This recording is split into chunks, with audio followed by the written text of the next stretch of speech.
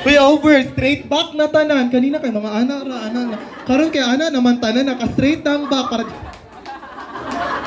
Aduh, ya Allah. Hindi din kayo mamamatay kung mag-answer. Okay. 1, 2, 4, 3. Ay, si sir. Okay, you just need to read. Paagya daw ko. Ay, may isang mic daw. Ngayon na! Sige, i-set up muna. Okay. Okay, matakot. Hindi naman ako, walang, okay, as I've stated yesterday, it's okay to commit mistakes because mistakes can, ay, try lang.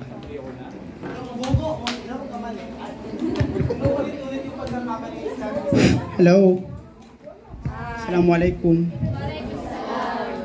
Okay, so question number 81. Do essentialists aim to teach students to reconstruct society? The choices are letter A, yes, which are available on the internet from where the school can choose. Letter B, no, they aim to transmit the traditional moral values and intellectual knowledge that students need to become model citizens. Letter C, maybe students have a set of attributes that are necessary to their identity. And letter D, I don't know. I think, I'm sorry,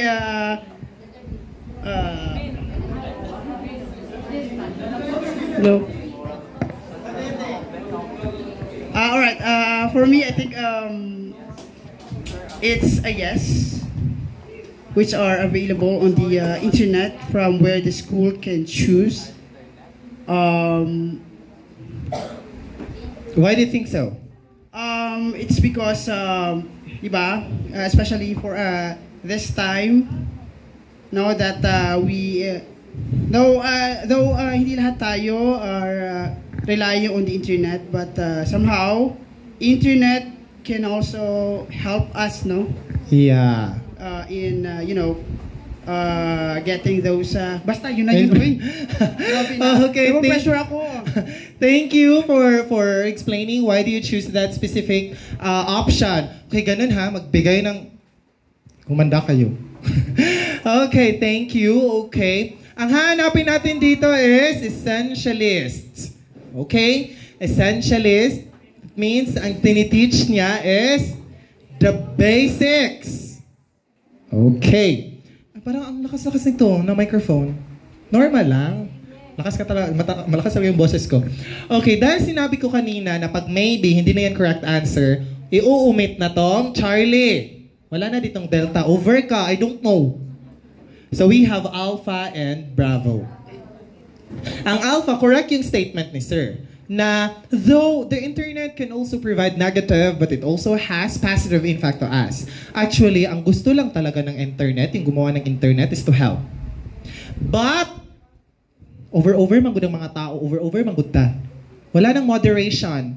According to Catriona Gray, we need to do everything in moderation.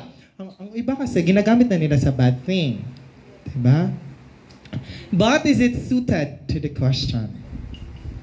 The statement is correct, but it's not 100% connected to the word essentialist. And remember that essentialist is that you're going to be teaching your students the basic, and one of the basic is values. Okay, therefore, no, they aim to transmit the traditional moral values and intellectual knowledge. Intellectual knowledge, usually the 3 R. These are the reading, writing, and arithmetic. And then, that students need to become model citizens. Therefore, the best answer is Bravo. 2, 1, 3, 4, 1. Hey.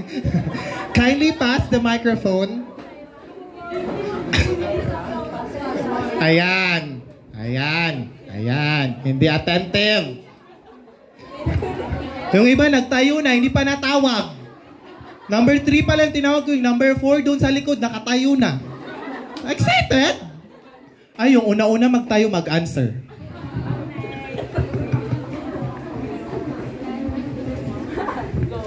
Okay. So, is the model citizen of the essentialist the citizen who contributes to the rebuilding of society? Marami na nag-answer. No, no, no, no. Marami ng Naira. Okay. A. Yes, all the rules in does good things for the society. No, the model student is the one who shows mastery of the basic skills in that one who lives by traditional moral values. C. Maybe being devoted to your country. And D. I don't know. The answer is letter B.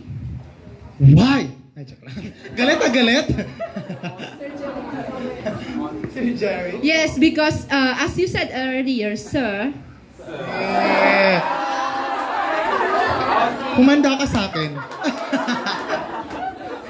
Essentialist is its philosophy is basic skills or education. So that ang tawag dyan, choice is pertaining to a basic skill. Okay. Mali. Gaya, Ginoo. Wala na ikoan. Okay, the best answer here is bravo. Ay, nagtayo na. Over. Wala pa. Ako na lang muna, B. Kay over kayo. Number 83. Do the essentialist teachers give up teaching the basics if the students are not interested? Yes or no? Do they give up the basics? No. O, isa lang no dyan. Bravo. Kung ganyan-ganyan yung binabasa nyo, alam nyo ng no, huwag nyo nang basa, maubos yung oras nyo. Alam nyo na nga ng no, binasa nyo pa lahat. Ah, yes, yes. Ay, basin di ay. Pag ganun, alam nyo ng answer, huwag nyo nang basahin lahat, maubos yung oras nyo. Alam nyo na nga no, tapos isa na yung answer na no dyan, binasa nyo pa lahat. Ay, kailangan po itong understand ng maayos yung A muna. Wait sa. Ay, overthink na kayong mga... 1, 2, 3, 4, 1... Wait sa, sabi ko, pag natawag na kayo, mag-upo kayo. Ulit nga. Oh my, the spotlight. Ay, spotlight, ang Ginoo na dito. Astagfirullah, ya Allah. Wait, sabi kayo, para makita ko. Hey, nag-ready na ang 2 ug 4 kasi sila raw may wala pa natawag. Humanda.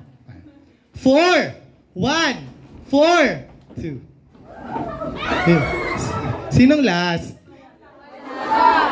Wala, pabor. Pabor. Sige, ulit mo, mamantay ramo sa ako Ang iba rin, golding hands na para sabay-sabay.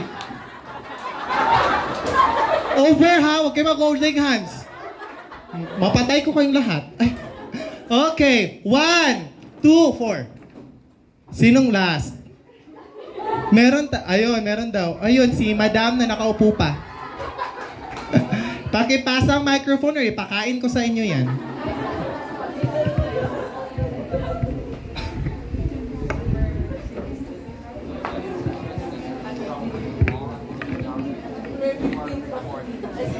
Number 84. Do the essentialist teachers frown on long academic calendars and core requirements? So the choices are letter A, yes. B, no, they need a long academic calendar and core requirements for mastery of basic skills. Letter C, maybe, and D, I don't know. So the first thing that I wanted to eliminate those letter C and D, of course, the maybe and I don't know. So, wait lang.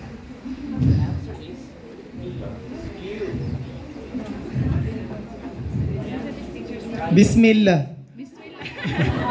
So I think my answer would be letter B. No, they need a long academic calendar and core requirements for mastery of basic skills. So the thing here is that the essentialist teachers do need a long academic calendar for them to master a certain basic skills po. Okay. Ang galing mo. Yeah, the best answer here is bravo. Ay, okay. Bravo, sir. Kaya may mahaba. Bakit? Yun yung reason ko. Bakit? Ano magagawa mo, sir? Joke lang. Okay, sa essentialist, if you are embracing or using the essentialist approach, of course, you need long. You need long para ma-master. Pero kung na-master niyo ng mga bata, over po,